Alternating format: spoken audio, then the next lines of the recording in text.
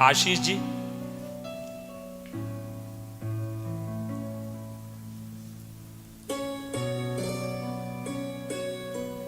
तो इसमें बच्चा हम क्या कर सकते हैं, आप बताइए। जो आपने इसमें लिखा है उसके लिए तो आपको ही सावधान होना पड़ेगा। पहले ही विचार करना पड़ेगा कि आप जो कर रहे हैं बहुत गलत है, आपके स्वार्थ और परमार्थ दोनों के लिए। आप इसकी कमी को खुद जान रहे हैं कि आपको कितना परेशानी हो रही। तो आपको पहली बात कसम खाना होगा, दृढ़ निश्चय करना होगा, मैं किसी भी तरह से वो क्रिया नहीं करूंगा। समझ रहे ना। और दूसरी बात, ऐसा दृश्य, ऐसे लोगों से वार्ता, ऐसा संग जो हमारी उस क्रिया को करने के लिए प्रोत्साहन दे, वो छोड़ना होगा। तीसरी बात, हमारा भोजन सात्विक हो, भोजन सतोगुणी हो।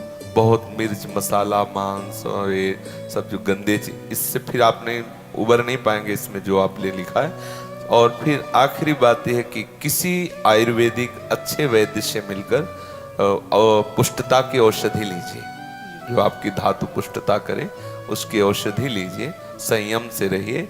कई महीने तक आपको बिना किसी चेष्टा के दोष दिखाई देगा, बिना किसी चेष्टा के पात भी दिखाई देगा, धातुपात होना। आप घबराना नहीं, अगर संयम से चलोगे तो कुछ समय बाद धीरे धीरे ठीक होने लगेगा। नहीं तो इससे मानसिकता बिगड़ती चली जाए। आप खुद देख रहे हो क्या अनुभव हो रहा है ना। तो अब हमें तो बच्चा आयुर्वेद का ज्ञान है नहीं, तो किसी आयुर्वेद से मिलिए, थोड़ा प्राणायाम व्यायाम दौड़ भाग कीजिए शरीर को, और वो गंदी क्रिया बंद कर दीजिए, बहुत हानिकारक गंदी क्रिया है। ठीक है। और धैर्य, थोड़ा उत्साहित होइए। निरुत्साहित पुरुष आगे नहीं बढ़ पाता, चाहे स्वार्थ हो या परमार्थ हो। तो उत्साह संपन्न बनिए, आप पुनः वैसे ही ठीक हो जाएंगे, पुनः मानसिकता ठीक हो जाएगी। पहले वृंदावन में तुम एक नियम लो कि मैं वो क्रिया नहीं करूंगा।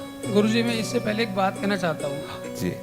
मतलब मेरे मन में मतलब एक तरह से इतने करोड़ों अरबों खरबों चिंताएं मतलब मुझे परेशान करती बच्चा रहती हैं। इसलिए चिंताएं परेशान करते हैं कि आपकी जो धातु आपको पुष्ट करने वाली वो नष्ट हो चुकी है। जी।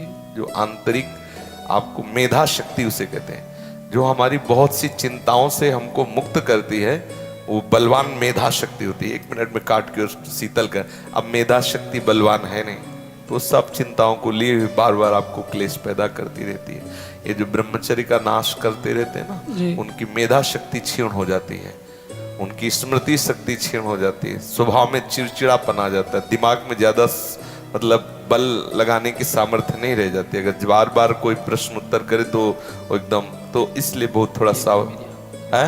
गुरुजी, मेरी आंखों की रोशनी भी कम हो गई है, सब बाल भी सफेद। वैसे हमने उसमें उस एपिसोड में वर्णन किया है कि ये सब लक्षण उसके अंदर आ जाए, और ये सब आप लोगों के सुख के लिए ही वर्णन किया है। जी। यद्यपि इन विषयों पर चर्चा गुप्त रूप से की जाती है, पर हम प्रकाशित रूप से इसी से किया कि आज हमारी नई समाज जो है, क्योंकि हम तो जानते नहीं हैं, जब हम पढ़ रहे थे तो ऐसा था नहीं, लेकिन नए नए बच्चे जो हमारे पास आए तो उन्होंने बताया कि हमारे क्लास में इन बातों का चैप्टर डाल दिया गया है।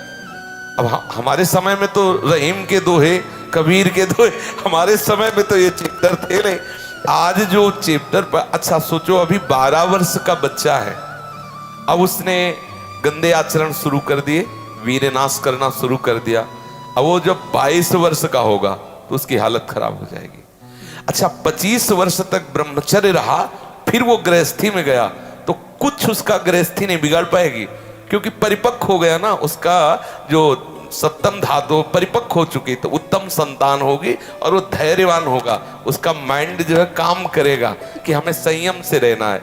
अपने लोगों ने बहुत बड़ी गलती कर दी, इसलिए सावधान। गुरुजी, जो ये लगभग 22 साल की जो मतलब सारी मतलब शक्ति जो नष्ट हो गई है जी, वो आयुर्वेद की दवाइयाँ खा के और दवाई से नहीं होगा बच्चा। दवाई तो हम सपोर्ट के लिए कह रहे हैं आपको, संयम से पुनः हो जाएगा। जी, अगर मैं संयम पूरी तरह से रख लूंगा बिल्कुल, तो हाँ बिल्कुल, आप पुनः स्वस्थ हो जाएंगे। थोड़ा समय लगेगा, साल 6 महीना लग सकते हैं, लेकिन धैर्य रखना, उत्साहित रहना, और इसके साथ नाम जप जरूर बच्चा करना। ये नाम जप अगर नहीं होगा तो क्या है कि हमें ठीक होने के लिए आवश्यक है चिंतन बदलना।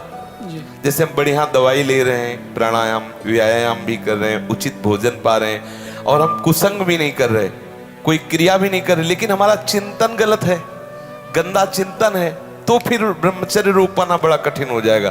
ब्रह्मचर्य रोकने के लिए आवश्यक मुख्य बात है कि हमारा चिंतन बदले।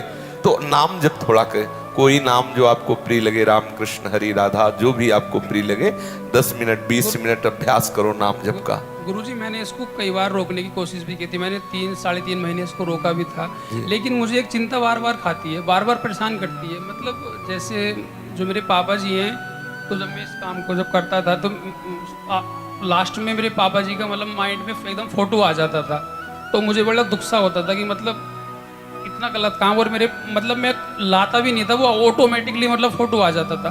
तो मुझे ऐसा लगता था कि नहीं, आप इसमें समस्या क्या है, रोकने में क्या समस्या हमें बताइए। आप कहते हो कि मैं रोक सकता हूँ, जी रोक लिया, लेकिन क्या समस्या है? लेकिन समस्या गुरुजी ये आ रही है कि जो मेरे पापा का फोटो बनता है, तो मुझे ऐसा लगता है कि मैंने अपने पापा को बहुत पीछे छोड़ दिया।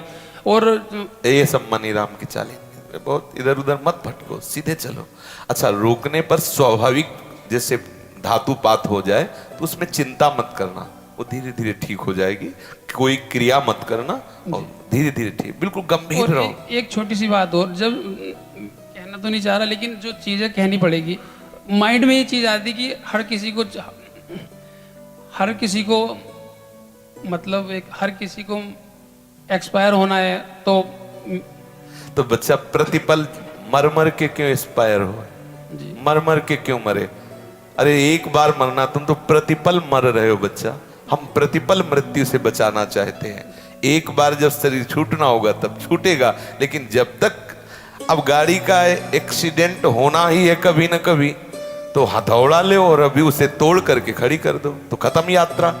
अरे जब होना होगा तब होगा, जब तक नहीं हो रहा तब तक तो हम अपनी यात्रा तय कर रहे हैं ना। आप प्रसन्न रहिए, और जो चिंतन आता है निगेटिव नकारात्मक, उसे छोड़ते रहिए। कुछ दिन थोड़ा ब्रह्मचर्य से रहोगे तो शीतलता आने लगेगी, आपको खुद अंदर से उपदेश होने लगेगा, खूब अच्छा लगने लगेगा, आप सत्मार्ग में चलने लगेंगे। ठीक है ना? आप जैसा कहा वैसा ध्यान दीजिए, और किसी आयुर्वेदिक वैद्य से मिल करके धातु पुष्टता की औषधि ले लीजिए।